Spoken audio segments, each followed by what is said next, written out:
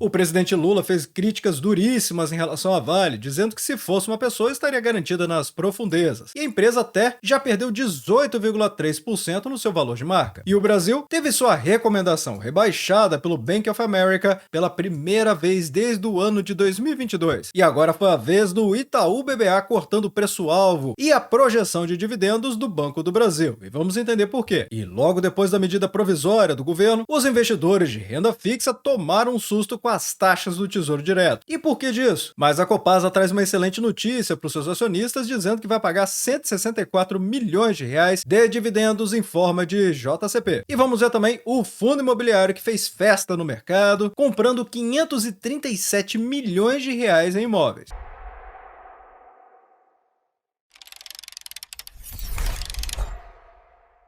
Olá, amigos do Ativo Virtual, aqui é o Alex e vamos começar com essa matéria de alto impacto. Afinal de contas, o próprio presidente voltou a fazer críticas duríssimas a respeito da Vale, sendo que ela é uma das maiores mineradoras do mundo, mas sua trajetória recente realmente foi marcada por eventos complexos, como o rompimento das barragens Mariana e Brumadinho, e também, politicamente, pelo seu processo de privatização. O presidente Luiz Inácio Lula da Silva tem um histórico de críticas a empresas privadas e a forma como elas se comportam no cenário pós-estatal. E o ponto aqui é que na semana passada, em um evento em Mariana, Minas Gerais, sobre a reparação dos danos da tragédia, o presidente Lula voltou a criticar duramente a Vale. Ele usou uma frase forte, dizendo que a empresa, abre aspas, se fosse uma pessoa, estava garantida ir para as profundezas não sei do que. Mas a Vale era uma empresa muito boa no passado, depois que ela virou corporation, ela não tem dono, fecha aspas. Durante seu discurso, Lula afirmou que a Vale foi uma das maiores mineradoras do mundo, mas caiu para a 14ª posição durante os governos de Michel Temer, do MDB, e do Jair Bolsonaro, do PL, período em que a empresa passou por um processo de privatização. Então, de uma maneira resumida, quais foram as críticas aqui do presidente Lula em relação à Vale? Primeiro, o modelo corporation. Ele disse que a Vale era muito forte quando era estatal, mas que depois que ela virou corporation, ela não tem mais um dono. Essa fala dele reforça a crítica do modelo de controle pulverizado da empresa sem um acionista controlador claro, porque nenhum acionista nesse modelo de corporation pode ter mais do que 50% das ações da companhia. Além disso, o Lula afirmou ainda que a Vale caiu de ranking global, de uma das maiores posições em termos de liderança no setor de mineração para a 14ª posição, e que deixou de ser motivo de orgulho para o Brasil, buscando que ela se recupere e volte a ser a primeira. Outra crítica do presidente foi o foco dos dividendos versus investimentos, reiterando a sua visão de que a Vale estaria focada muito mais em dividendos e de vender ativos da empresa do que construir uma coisa grande. Essas foram as falas do Lula. E ele quer que a Vale, além de distribuir dividendos, faça também investimentos para crescer, gerar empregos e melhorar sua performance. E por fim, ele enfatizou que a relação da Vale com o povo precisa ser respeitosa e civilizada.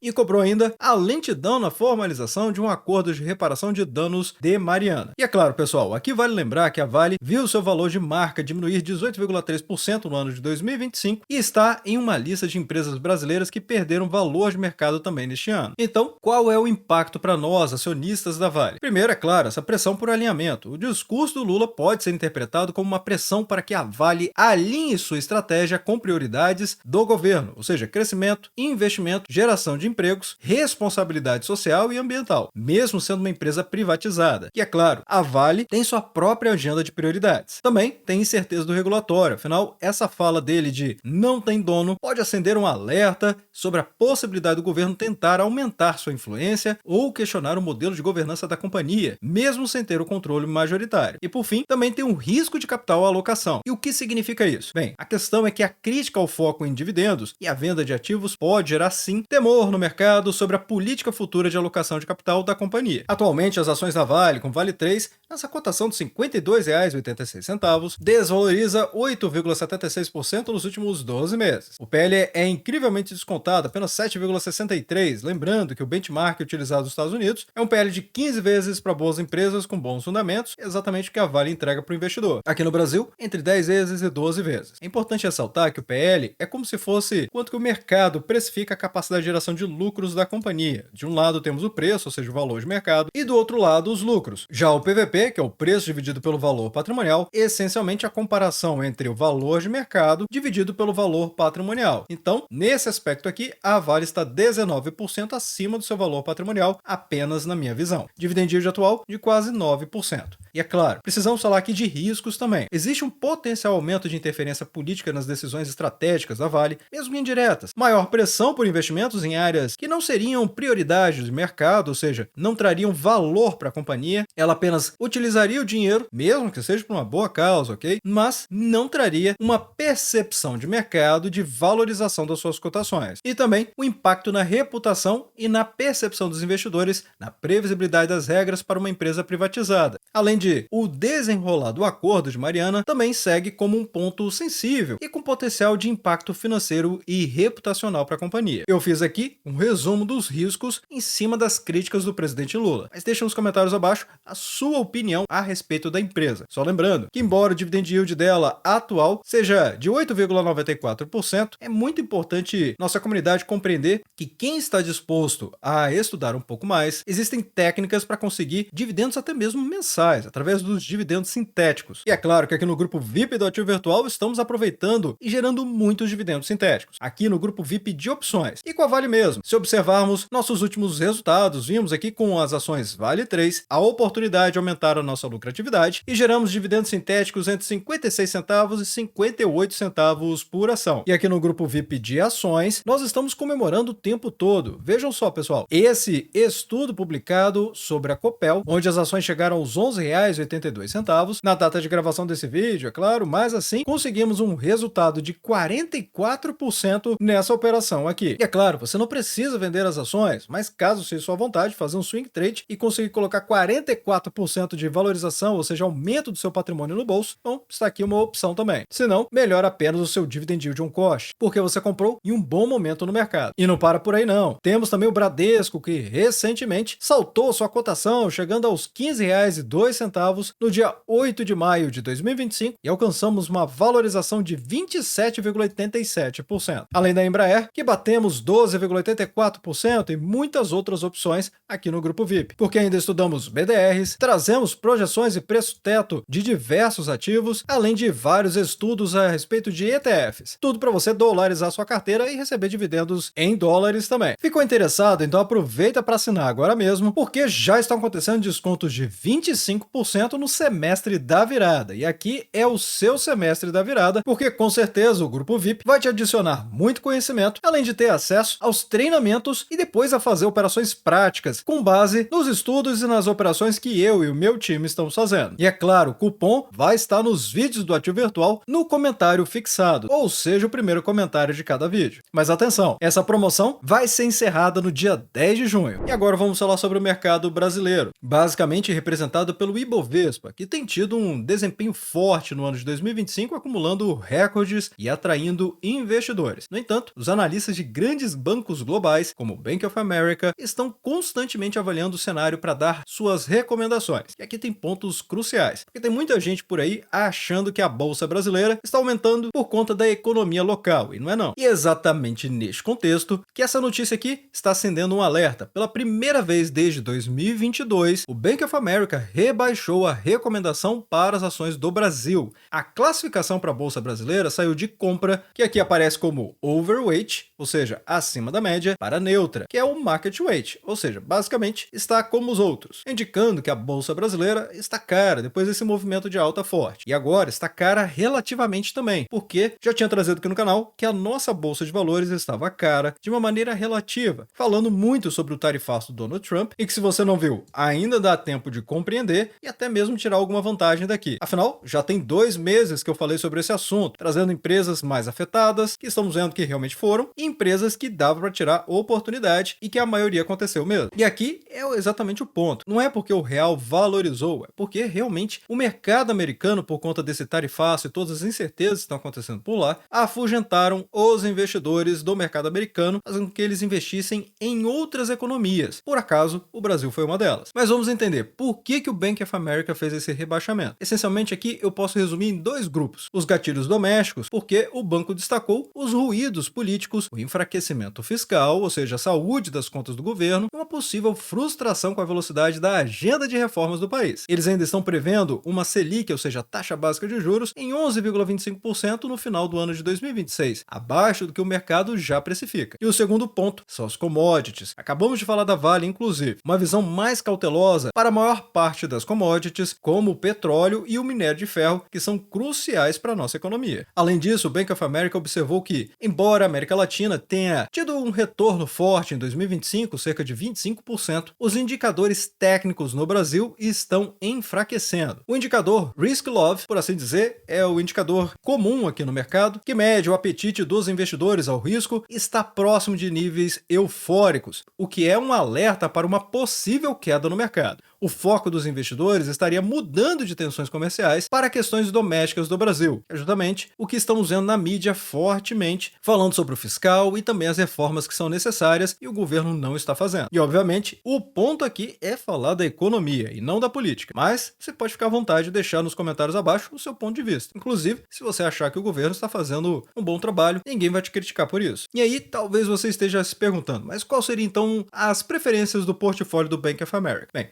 apesar dele ter rebaixado o Brasil, ele mantém uma preferência por ações ligadas à economia doméstica, como bancos, varejo e serviços, em detrimento a setores de commodities pesadas. E aí rebaixou Petrobras, claro, para neutra, mas, interessante, mantiveram a Vale com exposição abaixo da média, incluindo a Hypera com HYPE3 na carteira pela sua atratividade e geração de caixa também. Já para os analistas da Invest Smart XP, abre aspas, não é um momento de euforia, mas sim de alocação com critério e alinhamento ao perfil de cada investidor. Manter exposição, ainda que parcial. Falo muito isso aqui no canal, inclusive, de fazer aportes parciais, ao invés de chegar e comprar tudo de uma vez e depois ver a operação andando contra aquilo que você fez. E continuando, pode ser estratégico, já que sabemos que poucos pregões, muito positivos, costumam concentrar grande parte do retorno de longo prazo. Em outras palavras, o custo de ficar totalmente fora pode ser maior do que o desconforto de atravessar períodos de turbulência, fecha aspas. Então, se você está pensando apenas a renda fixa, que está pagando excelentes resultados, exceto, é claro, o Tesouro Direto, que eu já vou falar sobre isso, e muita gente se assustou com o Tesouro Direto, logo após a medida provisória do governo. Então, se você for uma dessas pessoas, aqui está o conselho do Daniel Nogueira, que faz parte do grupo da Invest Smart XP. E como vimos, o Bank of America rebaixou e fez críticas, inclusive, à nossa economia, ou seja, o setor doméstico aqui do país, destacando bancos e outros segmentos. E é por isso que vamos falar do Banco do Brasil. Notem como eu estruturei a sequência das matérias para que tudo faça mais sentido para a nossa comunidade. E aqui, o Banco do Brasil tem sido historicamente um banco de resultados sólidos e um bom pagador de dividendos, com o ROI, que é o retorno sobre patrimônio, que muitas vezes superava 20%. No entanto, o primeiro trimestre do ano de 2025 já trouxe uma queda expressiva nos lucros e o desempenho abaixo do esperado, que gerou a preocupação no mercado e começou a ter recomendações rebaixadas por diversas casas de análise e bancos também. Aqui no canal tem o Fique Preparado do Banco do Brasil, que eu trouxe há quase um mês atrás. Lembrando que o Fique Preparado é o quadro do Ativo Virtual. Eu trago perspectivas, projeções e preço-teto em vídeos muito completos, como vocês podem ver, 24 minutos falando apenas do Banco do Brasil, servindo realmente como um mini curso com todas as informações que o pequeno investidor precisa antes de investir. Mas a verdade é que se você não quiser ser enganado pelo mercado a respeito do Banco do Brasil, aí você precisa assistir a este vídeo aqui, e aí a capa já diz tudo, né? Mas chegou a vez do Itaú BBA cortar as recomendações do Banco do Brasil. E aqui ele disse que o banco deve enfrentar trimestres piores do que o primeiro trimestre do ano de 2025,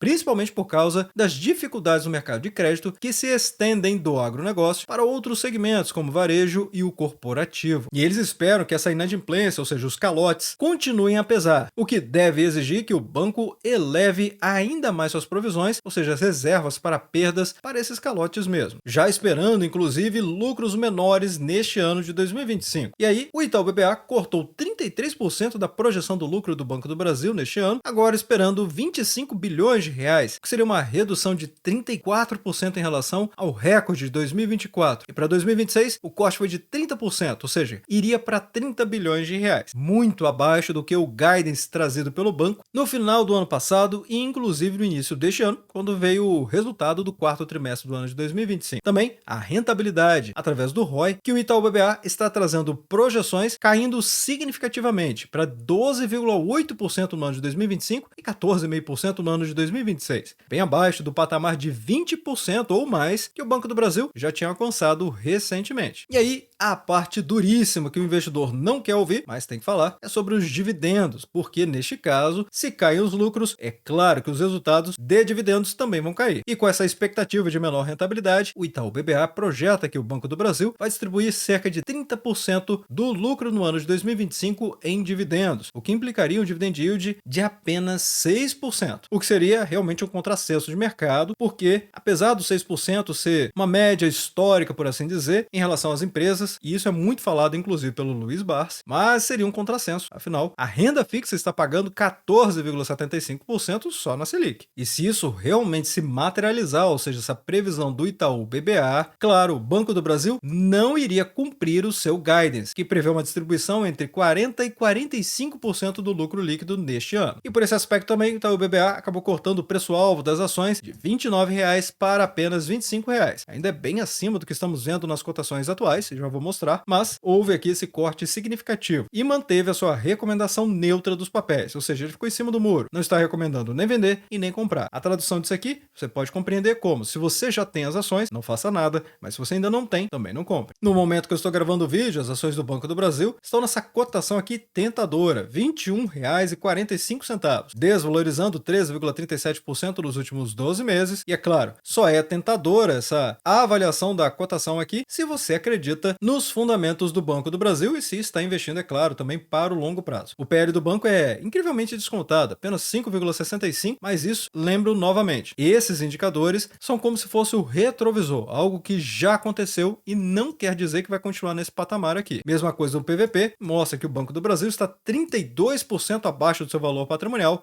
e entregando dividend yield de 12%. Mas deixa nos comentários abaixo qual a sua opinião do Banco do Brasil e se você realmente é um investidor de longo prazo raiz, ou seja, se você tem intenção realmente de manter suas ações, aumentar suas ações ou até mesmo iniciar o seu investimento no Banco do Brasil, caso você ainda não tenha. Mas se você for da outra ponta, que não acredita no Banco do Brasil, nos fundamentos dele, também coloque sua opinião aí abaixo, porque ela pode acabar ajudando outras pessoas que estão pensando em investir também. E sim, precisamos falar das taxas do Tesouro Direto, que é uma plataforma onde as pessoas físicas podem comprar títulos do governo, que são os títulos públicos, e acabam sendo uma das opções mais seguras de renda fixa aqui no nosso país. Até então, o imposto de renda sobre os investimentos seguia uma tabela regressiva. Quanto mais tempo o dinheiro ficasse aplicado, menor era a alíquota de imposto de renda, chegando a 15% após 2 anos. Ou seja, começam nos 22,5 até investimentos que duram 180 dias e acima de 720 dias cai para 15%. Basicamente, a tabela é esta aqui. Até 180 dias, 22,5, entre 181 e 360 dias, 20%, 361 e 720 dias, 17,5% e acima de 720 dias, então cai para 15%. Porém, na última quarta-feira, o governo federal publicou uma medida provisória, ou seja, a MP, que promove uma mudança drástica nessa regra. Ou seja, a medida provisória acaba com a tabela regressiva desse imposto de renda que eu acabei de mostrar para aplicações financeiras, incluindo o próprio Tesouro Direto. Então, o que muda? Essencialmente, essas alíquotas que diminuíam ao longo do tempo, até os 15%, passam a ter uma alíquota fixa e única de 17,5%. Trouxe no giro rápido do mercado e estou mencionando isso aqui novamente por conta da importância do que está para acontecer nesta semana. E essa medida retira o incentivo tributário que o investidor tinha para manter o dinheiro aplicado em títulos públicos por prazos mais longos, fazendo, como eu mencionei no vídeo anterior, o hot money, ou seja, o dinheiro quente, aquele que a pessoa coloca e tira o dinheiro, faz alocações rápidas, se tornando realmente um especulador, inclusive da renda fixa. E isso vai afetar também o Tesouro Direto, ou seja, o próprio título do governo, em que ele precisa utilizar esses recursos porque não tem incentivo nenhum para o investidor manter o dinheiro aplicado. E aí, para os investidores, essa medida provisória, que ainda pode ser derrubada ou alterada pelo Congresso Nacional, tem implicações significativas. Para os investidores de longo prazo, a mudança reduz o retorno líquido para quem investe em títulos públicos por mais de 2 anos, porque essa alíquota de IR sobe de 15% para 17,5%. E isso já pode desestimular investimentos em prazos muito longos. Para o governo, o objetivo da MP é aumentar a arrecadação. No entanto, ao retirar esse incentivo para o longo prazo, o Tesouro Nacional pode ter mais dificuldade para financiar a própria dívida pública em prazos maiores, o que pode oferecer taxas de juros mais altas para atrair investidores. E também a própria renda fixa. A medida provisória ela soma a outras propostas do governo que buscam taxar investimentos que eram isentos, como LCIs, LCAs, CRIs, CRAs e debêntures incentivadas, com 5% de imposto de renda renda a partir do ano de 2026. E até mesmo os fundos imobiliários e os FIAGROS entraram nessa conta. Isso mostra um movimento geral de aumento de tributação sobre a renda fixa e o mercado de capitais no Brasil. Para vocês terem uma ideia, os títulos pré-fixados, que até pouco tempo atrás eu trouxe aqui no Ativo Virtual, e também os pós-fixados indexados à inflação, pagando muito mais do que estamos vendo agora. Após essa apresentação da MP, o pré-fixado ficou abaixo do que o Tesouro Selic consegue pagar para o investidor. Com vencimento em 2028, apenas 13,63%, e eu digo apenas porque está abaixo da Selic, e não porque é uma taxa baixa, de uma maneira relativa. O de 2032, 13,85%, e 2035 com 13,99% ao ano. Já os IPCA+, 2029 até 2060, também estão com taxas diferentes. 7,59% ao ano, começando aqui em 2029, e notem só, em 2060 e até mesmo 2050, observem quanto reduz, 7,04% em 2050 e com juros semestrais em 2060 para 7,16%, mostrando novamente que o mercado já está reagindo em relação a essa medida provisória. E se você investe no Tesouro Direto, também comenta aí o que você achou, se por acaso você tentou investir recentemente. Agora vamos falar de uma boa notícia, afinal de contas a Copasa vai trazer aqui 164 milhões de reais em JCP aprovados referente ao segundo trimestre do ano de 2025. E é claro que para facilitar a visualização das datas, dos rendimentos e também das rentabilidades, é que vamos vir aqui no site do Ativo Virtual, na exclusiva para membros, no Radar de Dividendos, que é a ferramenta do Ativo Virtual que fica ativamente monitorando o site da CVM e traz para cá em primeira mão para os membros do canal, até mesmo aqueles anúncios que estão escondidos apenas nas atas de reunião dos conselhos de administração, ajudando a nossa comunidade a tomar melhores decisões antes. E temos aqui esse anúncio da Copasa, anunciado no dia 12 de junho, mas aprovado no dia 10 de junho. O pagamento em forma de JCP e a Datacom fica para o dia 23 de junho, que vai cair na segunda-feira. A data do pagamento é no dia 11 de agosto, que também cai numa segunda-feira e é muito rápido em relação à Datacom, menos de um mês. 43 centavos por ação é o que vai ser pago aqui aos acionistas das ações ordinárias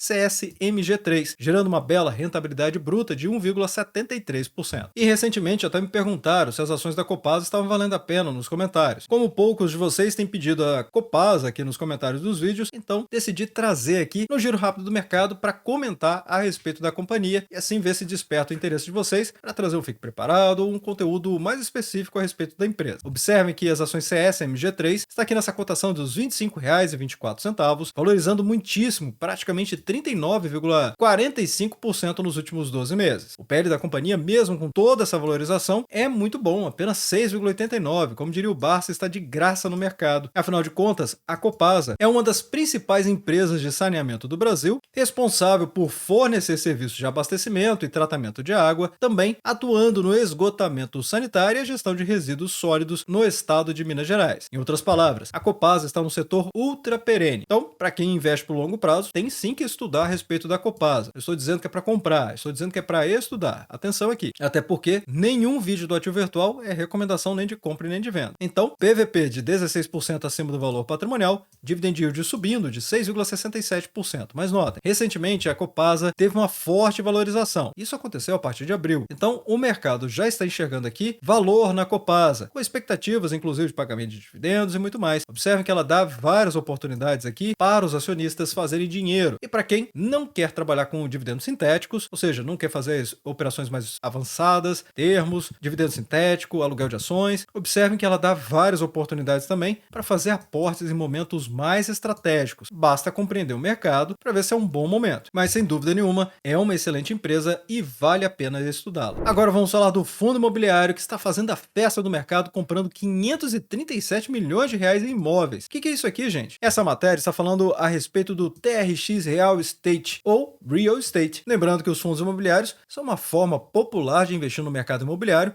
e receber rendimentos de aluguéis. E esse fundo ele é conhecido por investir em imóveis de varejo, principalmente de grandes lojas e até mesmo atacarejos, que são alugados por empresas de peso. A estratégia do fundo imobiliário muitas vezes é crescer seu portfólio para aumentar a distribuição de renda. E aqui o TRXF11, que é este fundo imobiliário aqui, acaba de fazer um movimento gigantesco no mercado que animou, claro, os cotistas e diversos investidores que nem estavam olhando para o fundo. Ele anunciou essa aquisição de 13 novos imóveis, chegando à cifra de 537 milhões de reais. Os imóveis em questão estão localizados no estado de São Paulo, sendo a maioria na região metropolitana da capital paulista. Os prédios estão ocupados por empresas importantes e vejam só, quem está aqui? Açaí Atacadista, Pão de Açúcar e Delboni no meio das maiores empresas. E o senhor Gabriel Barbosa, que é sócio e gestor da TRX, ele disse, abre aspas, essa é uma das transações mais emblemáticas da história do fundo, fecha aspas. E complementou, abre aspas, estamos ampliando nossa exposição à principal região metropolitana do país, com imóveis maduros e localizados em áreas adensadas, adquiridos por um valor por metro quadrado inferior aos dos ativos já presentes no portfólio, fecha aspas. Ele disse que realmente está fazendo uma mega compra de imóveis importantes na região metropolitana de São Paulo e ainda por cima comprando a preços interessantes de mercado. O total, ou seja, a área bruta total, é de 654 mil metros quadrados, somando 68 imóveis na sua carteira. E aí, o que aconteceu com o fundo? Começou a valorizar. Cotação atual de R$ 100,40, pagando dividend yield de 12,79% e com 1% de desconto. Eu digo isso porque está realmente 0,99 no PVP. A liquidez média diária é interessantíssima, ou seja, você não vai ter dificuldade de alocar seu patrimônio aqui, a menos que você seja um grande investidor, porque a liquidez média diária é de 7,60 milhões de reais negociados diariamente na B3, que ainda está trazendo uma valorização de 7,5%. Então, dependendo do seu perfil de investidor, esse aqui pode ser uma oportunidade para você. Mas vá deixando nos comentários abaixo o que vocês acharam de todas essas matérias, notícias e fatos relevantes. E desde já, agradeço o like e também por compartilhar os conteúdos do Ativo Virtual.